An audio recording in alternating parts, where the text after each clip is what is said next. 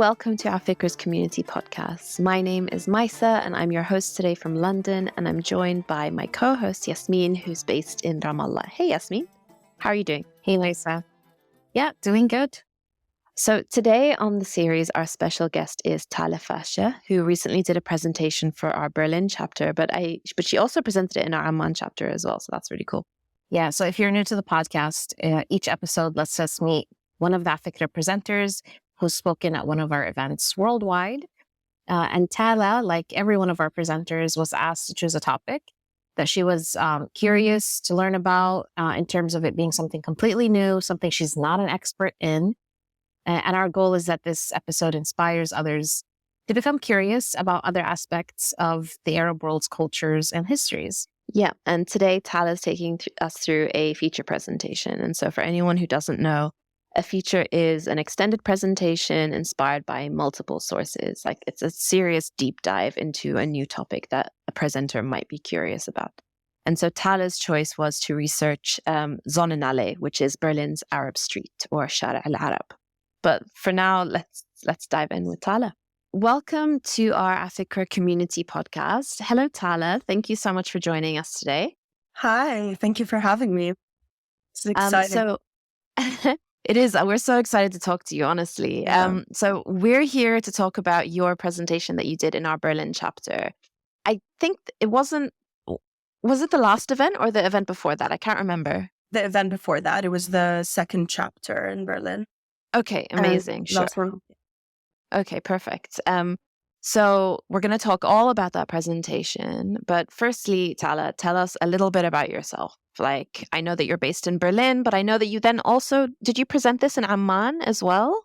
I did, yeah. Yeah. So It was a world tour. Yes, I've already presented this twice, and today will be the third. So basically just a bit about myself. I'm currently based in Berlin. And I moved here around 4 years ago. And prior to that, I was living in Canada for 11 years. And back before that, I grew up in Amman, and then moved to Canada when I was 18. Yeah, and now it's so I'm like I often go back to Amman to visit my family. So yeah, it's coincided last month. Yeah, when I basically did the Berlin presentation a few weeks after, it was still fresh, and there was a Amman chapter, so I just like presented it there as well. It was really interesting also to see the different approaches I ended up taking presenting this in Berlin versus Amman. What made you want to focus on this topic? Like what gave you the idea to do this presentation in the first place? Yeah, so I mean, it was actually like a bit of a process, because I was like, I knew I really wanted to present something. And I started actually with 2 different topics, and then eventually decided on this topic. And I'm really glad. And then, and I mean, like, I think you remember, like in the beginning, I was aiming to just like have a spotlight. And I went over it with Yasmin, and she's like, okay, like you need to either make this shorter or turn it into a feature. And luckily I was able to just like, rearrange it into a feature. But I was very surprised how much I got into it, and I just like couldn't stop. I just felt like there was like so much information that I started getting into like one source to the other, and I got really into it. And then for me, I am very much interested in cities and architecture, as in I'm an architect, and I currently work. I design virtual art galleries in Berlin. That's very cool. Yeah. I mean, like once everybody listens more to you talk about Shara al-Arab in Berlin, they'll kind of see what I saw in terms of like Tala's design brain unfolding and like laying all this out. I love that. I'm so excited. Okay, on that note, let's jump right in. Tala, take it away. Yeah. So my question was, what is the history of Sonnenallee, which is known as the Arab street informally in Berlin, but also like really, it also does say that on the street side. Like basically what led me to this was, my as I mentioned, like my interest in cities and how cities come together and like with the tangible and intangible factors that all play into what that urban fabric is made out of. The way I decided to do this was more chronologically, so with a bit of an intro and then talking about that in parallel to German history. So basically, prehistoric context in terms of like before it came Sonnenallee, and then the situation on the street during Nazi Germany and the Cold War, and then post German reunification. That was like the question of like, what is the first thing that comes to mind when you think of Sonnenallee? And it's basically that. And it's yeah, like some background images of that, and it's like some statistics in terms of like also like how long it was. So it's like a 5 meter or 5 kilometer kilometer long road, which basically takes I think like 45 minutes to an hour to walk along Sonnenallee. So in terms of where it is in Berlin, because I mean I've been to Yeah. Sonnenallee, but I don't, Yeah. because I was a tourist. I don't really remember how I got there. Like I just kind of got on a train or walked there Yeah. or whatever it Yeah. might have Yeah. been. In terms Yeah. of where geographically where it is in Berlin, is it quite central? Like, is it quite a great location? Or Not really. So it's in Neukölln, so it's a bit more south, like closer okay, to. But I mean, it is. I mean, Berlin is really big, and it is. Like it's not like central in terms of like Mitte, which is like the center, the middle, basically part of the city.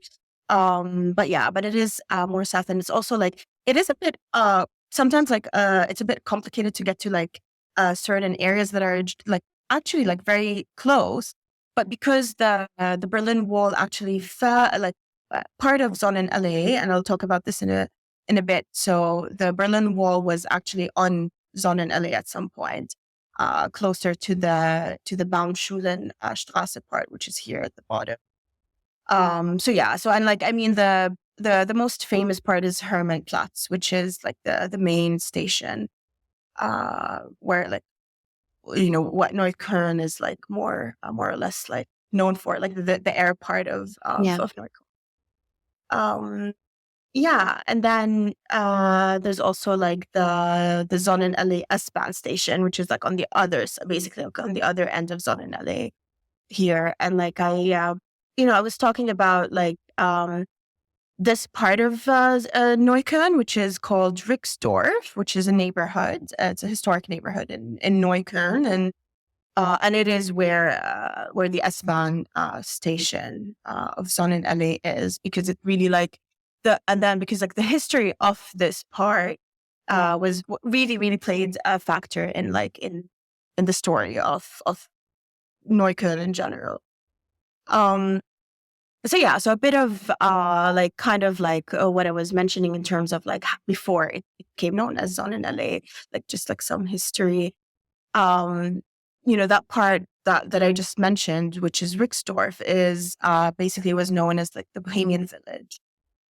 So a lot of like cast out people cast out of Bohemia ended up settling there. So like I think this point was very important to mention, because it's like since the beginning it was always kind of that place that received newcomers into the Sort of city, the other. even before it was even part of Berlin. Exactly. Yeah. So basically, but it was just a kind of like this notion of, I just found this very interesting that even since then, it was kind of a place for migrant communities, which now like you fast forward in time and it's like the Arab migrant community mostly is in Neukölln. So yeah. And I'll move on a bit to like a bit of context in terms of like there was like a neighboring city called Köln, and then it merged with Berlin, and this is what is known as Museum Island currently. So where the Pergamon Museum is, and historically it was called Köln, which later on like you find out that was the basis of why Neukölln got that name. Yeah, I'll talk about now why they actually changed the name and adopted the name Neukölln, because like back then still it was Rixdorf, and it was basically like known as the largest village in Prussia. And there's like the Neue Welt amusement park, which is back then it was an amusement park, but now it's like a concert hall. Like most people would be familiar with, like, or have attended like a lot of concerts. And all this is what's modern day, Shara out of Berlin. Exactly. These different areas. Exactly. Or like basically, contextually, this is where Shara al-Arab would be located, like currently. But like you can see back then, it like didn't exist as a street, obviously at the time. Yeah. And which actually brings me to the whole construction of Sonnenalle, which was at the time called simply like Straße 84, which means basically Street 84. Like it doesn't even have like a name. And you can see like right now, like in present day, there's you can still see like the police station on like Shara al-Arab, and and like it still is standing there, and it's like looks really similar to what it was like in the 1800s. Now, like talking about Rixdorf, like during 1900s. So like as the as the new century dawned, basically Rixdorf rapidly started growing into this proletarian community, where there was like a lot of music halls at the time, and basically it also was like known for party goers, where there was like a lot of prostitution and public drunkenness and like close dancing, which was like very, like it wasn't very allowed at the time.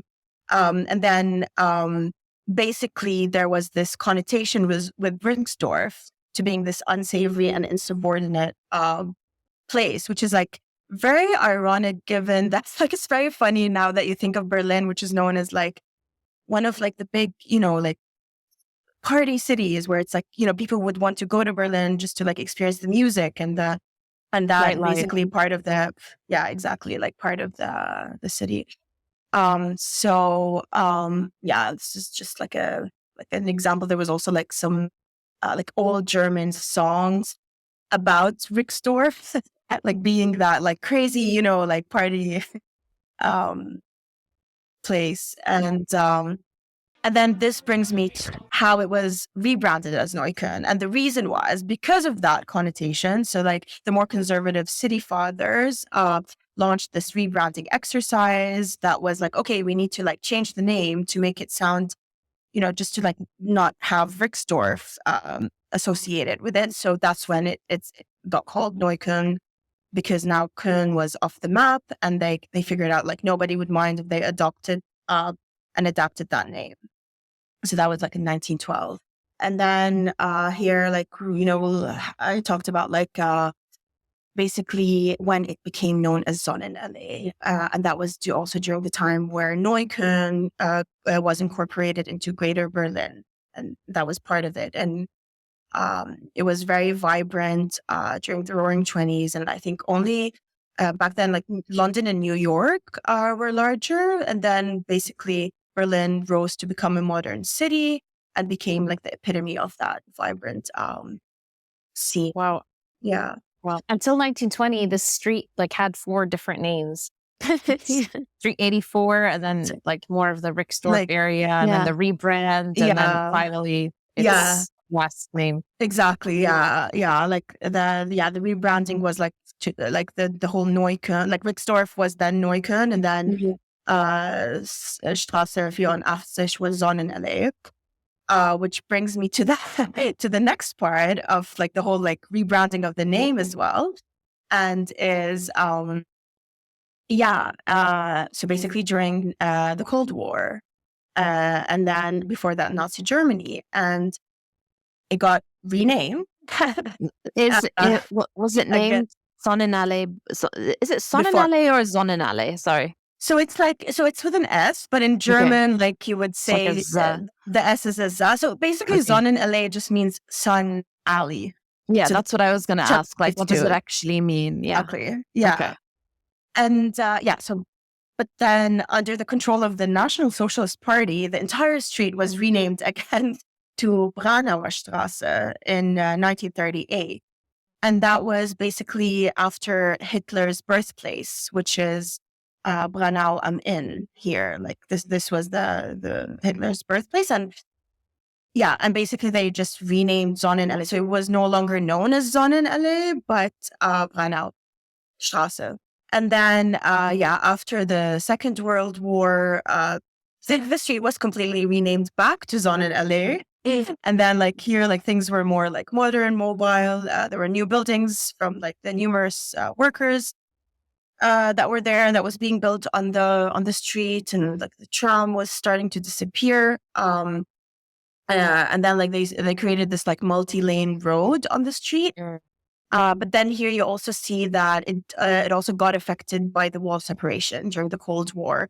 So the part of the street that was belonging to like the Treptow region, which is like another district in Berlin. So it's like the last 400 meters of the street belonged to that part. So that's where also the wall was like there was a checkpoint here.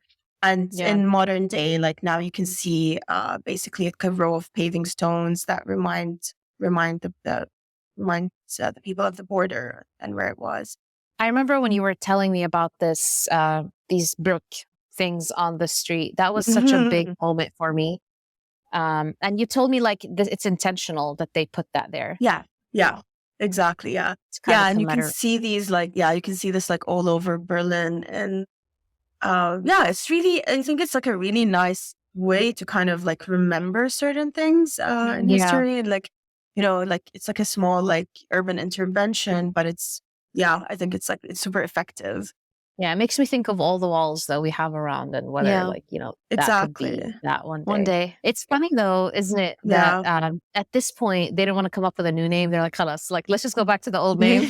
We're done coming up with new names for the street, this area." Yeah, it's like, exactly. Like the, which I really like actually, that it was like, okay, like there was this like phase in history that affected it, and then it's like, but it's like, let's go back to what it was. So it's like, I think there's like a nice, like symbolic notion here. This episode is done. So now the street was reunited again, this whole area. Exactly. And basically, I wanted to mention, like, compared to other checkpoints at the time, like the border crossing wasn't very popular. It didn't really like attract much attention. But then there was a film, like a comedy film that talked about that. And it was, I think it was like released in 1999. Basically, it tells the lie. The film was named Sonnenallee, and it talks about like the life of the young people in East Germany and around the late 70s and 80s. And that is when like Sonnenallee as a name was more popular, and like it was more on the this 90s movie. Yeah, and it's like a comedy. Yeah, exactly. Like, and it's like by the name Sonnenallee, so it kind of like started becoming like more of like the name Sonnenallee started ringing a bell for people. And then here, this is, I don't know if I can play like if I play a video, I can try. Of skilled labor. Many West Berliners left this island city after the wall was built. Now, an almost everyday sight in West Berlin. Yeah. So guest workers from Turkey are starting to arrive into Berlin then. Okay. Exactly. So, that was basically like post-war. So, the Neukölln part of Berlin was considered a working class district, and at the time had full employment. And then basically from the 1970s, many people of Turkish origin, the so-called guest workers, moved there because during this time there was a ban on immigration. That was imposed on them in the districts of Mitte, Tiergarten, and Kreuzberg, which are other districts in Berlin. So they all basically had to be directed to Neukölln, to that part of the city. And then you can see like there's numerous Turkish cafes and grocery stores started opening on Sonnenallee. Of skilled labor. They don't bother me at all. They do the jobs that folks refuse to do. Just look at the paper. So basically this is basically like they were interviewing like German people back then, and they're saying that like all like these guest workers don't bother me at all. Like their presence in our city, and they're actually doing the jobs that many people in Germany don't want to do. Like, like kind of like rebuilding the city back. This paints a picture of a very welcoming community to immigrants at the time, in let's say 1970. Would you say that was the case? True for the most part?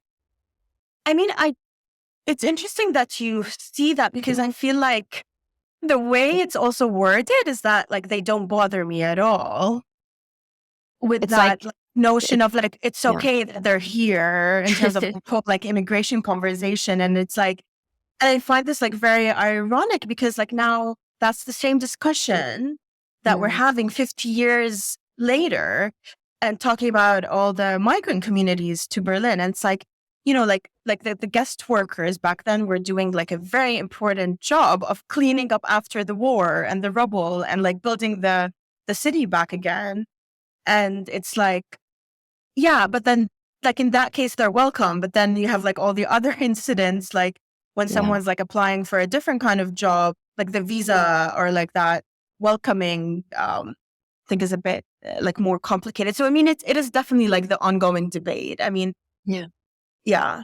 The reason why I ask this, Tala, is because later on you will recommend the podcast basically to people that you got me hooked on.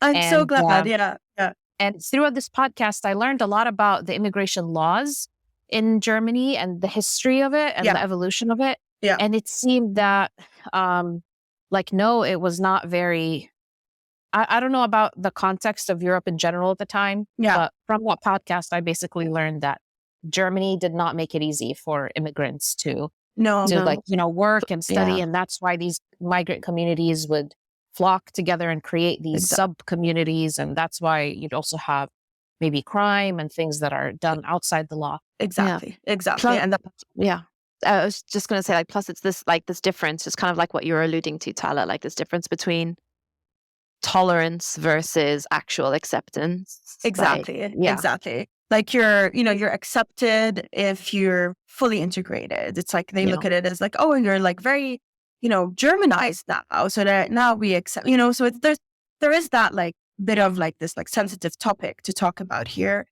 And which brings me like to almost like the last section, which is basically talking about the situation on the street post-German reunification.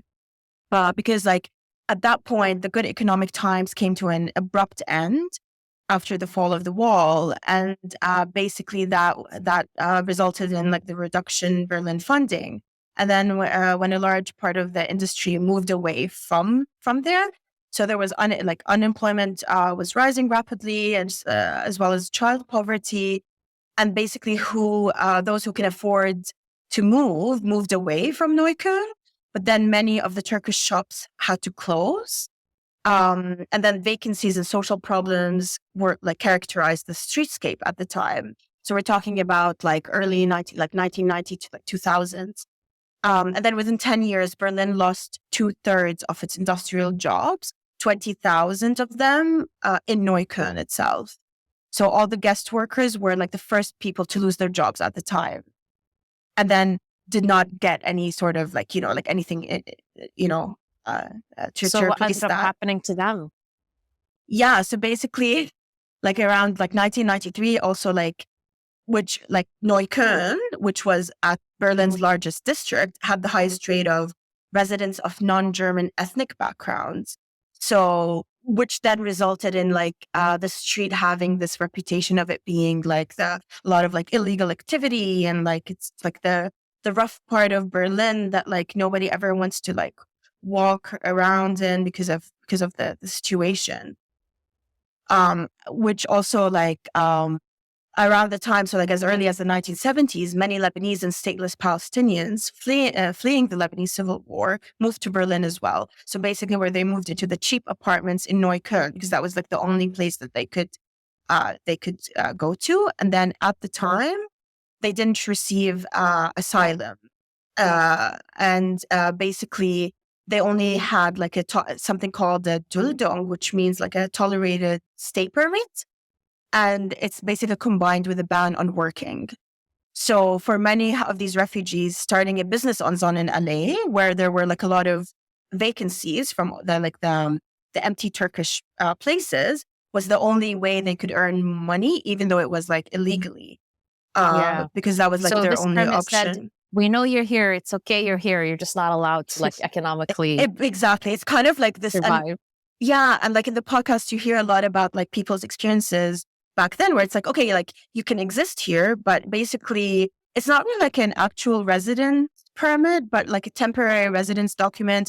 It just enables you to stay in Germany for a limited period, and you can't have to keep But we're like, not ready to integrate you yet. We're not exactly. ready for you to. You're not allowed to And that like creates a work. problem for the government and just for society in general. Exactly. So like you're not allowed to work. You don't like learn German, which created this like kind of like this like divide basically. And like people had to do what they had to do. So they ended up like opening these shops of like groceries, bridal wear, shisha bars, selling electronics and restaurants on Sonnenallee. So, it's like, we have these like empty places now. So let's like try to do something with it to earn money. So And also Mostly they serving their own community. yeah, exactly. within. They need to become a self-sufficient community. So like they buy Exactly. and sell things that the rest of the community needs to buy as well. Exactly. So it kind of like created that, like, okay, it's like home away from home that we are building from scratch, basically. And then which brings me to like 2015 onwards, when Merkel's decision to open Germany's borders to 1 million refugees, Sonnenallee had become like the place where recent migrants from Syria would eat, shop, and look for work and learn about their new home in Berlin. And there was an interview that I listened to where a Syrian migrant mentioned that like Sonnenallee for him offered more than just like the scents and flavors of Syria, but it was more of like a hub where like newcomers can swap tips and how to navigate their homes and like land a job or find a place to stay, because it is very hard in Berlin to like for someone, especially if you're not German, to like find an apartment until this day. Or like find it. So it's like kind of created this like network for people to be able to like, okay, I'll help you find a job. You can stay there. You can find like, I know a friend who's I like, got you. Yeah. exactly. So, which is like the concept of the arrival cities, the concept of like, what is an arrival city? And I would recommend this book by Doc Saunders. And basically it talks about like, how cities manage our arrival and settlement of immigrants. And like the question is discussed by the Canadian journalist. Basically, like he lays out the conditions for success and failure of immigration-defined neighborhoods around the world. So he argues that the whole concept of like arrival city districts are self-contained economic and social structures intimately tied to their sending villages and neighborhoods. It's like the closest thing to your like original city. That's fascinating. Yeah, but then this also like kind of like creates the social mobility traps in successive generations, and like so Does it box you in? exactly. So Tala, what was different about the Syrian migration in 2015? Because it seems like there's a change there. Yes, I think it's basically more like it wasn't the whole permit. I mean, I'm also like not.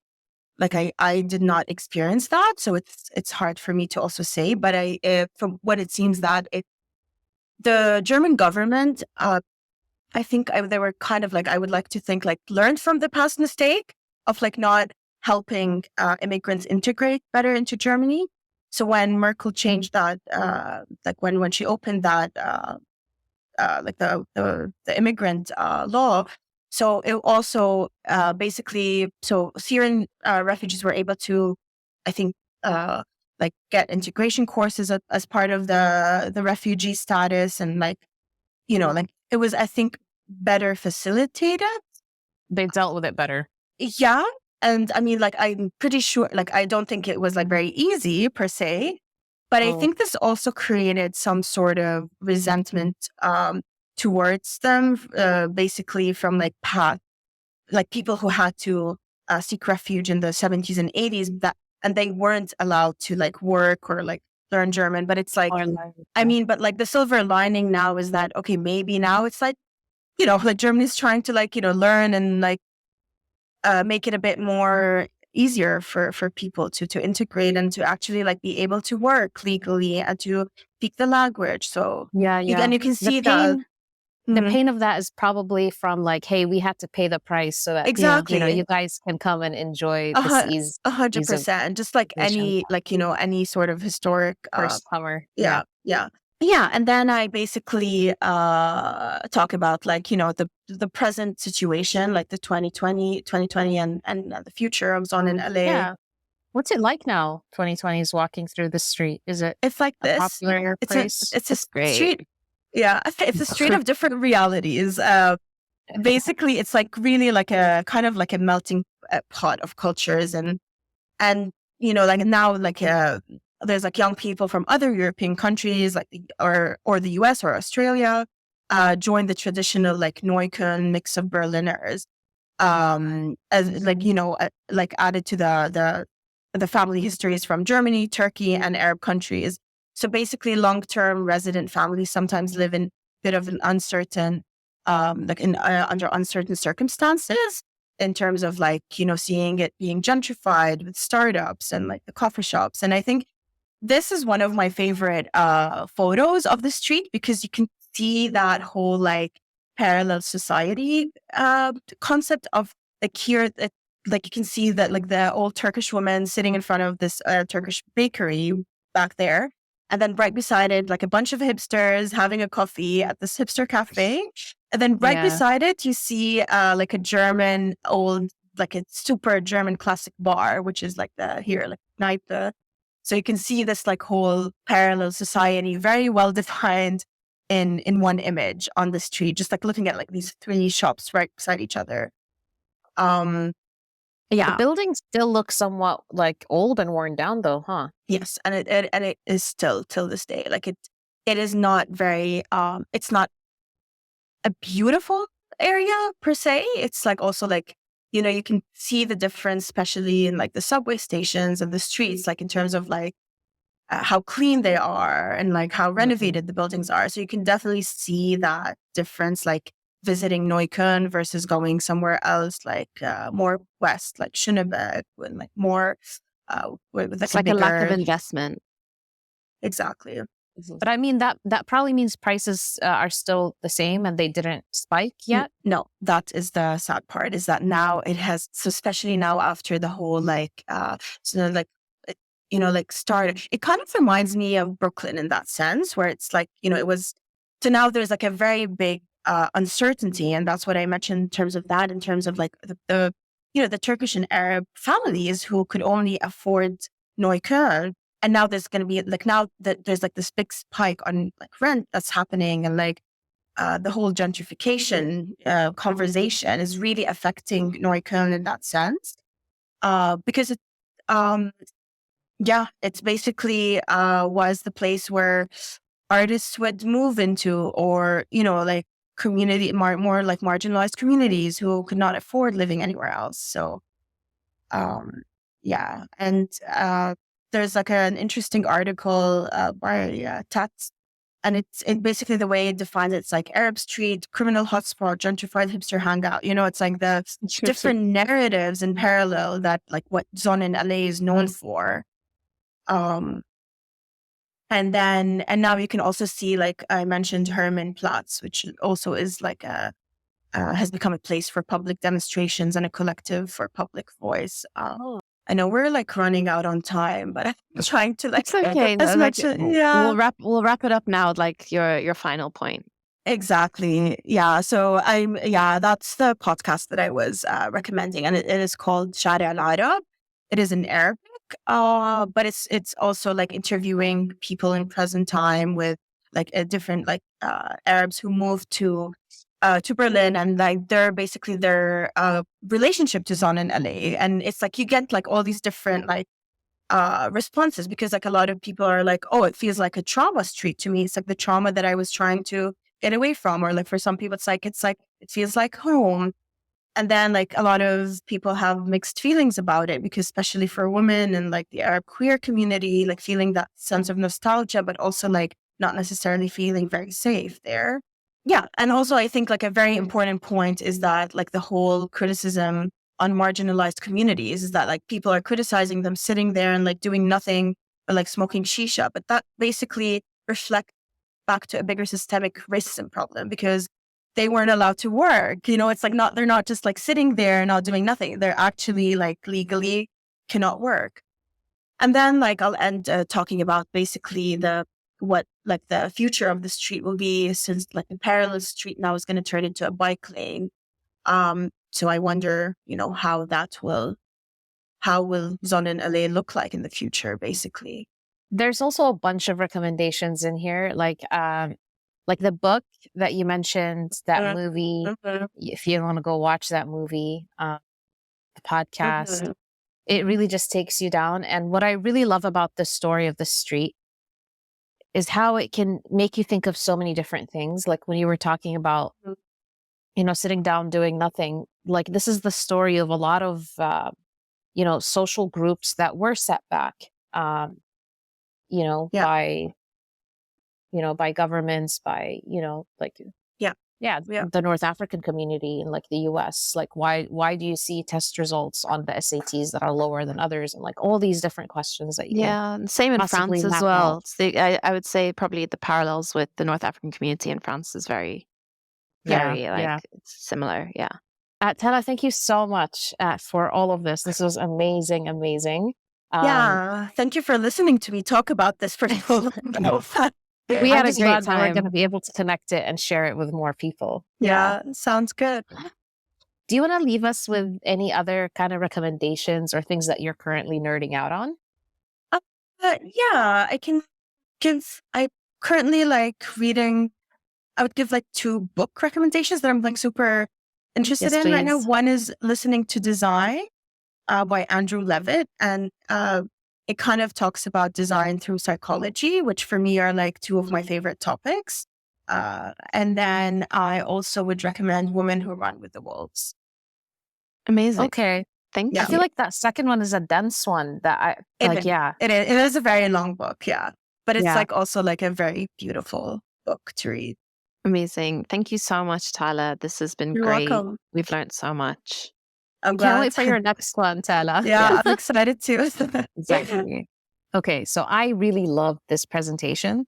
I think it's a perfect example of how AFIKRA community presentation, even though it's not done by an expert, so it's not like, you know, your thesis, or it's not your day-to-day work, but it really gives you the chance to completely nerd out and research and gather all this knowledge about something you're genuinely interested in learning about. And Tala does a great job at that. So she takes us through the history of the street, and she aligns it with the history of Germany all the way from like the 1200s until modern day, like till the 2020s. And I love how she weaved together like how pop culture also kind of, you know, grew with the story of this area, and overall bigger questions of like immigration laws, racism. Exactly. Like really people trying to make it. Exactly. Yeah. Like by learning just about one street, you really learn about a whole city. It's so fascinating. No, I really, really enjoyed this one.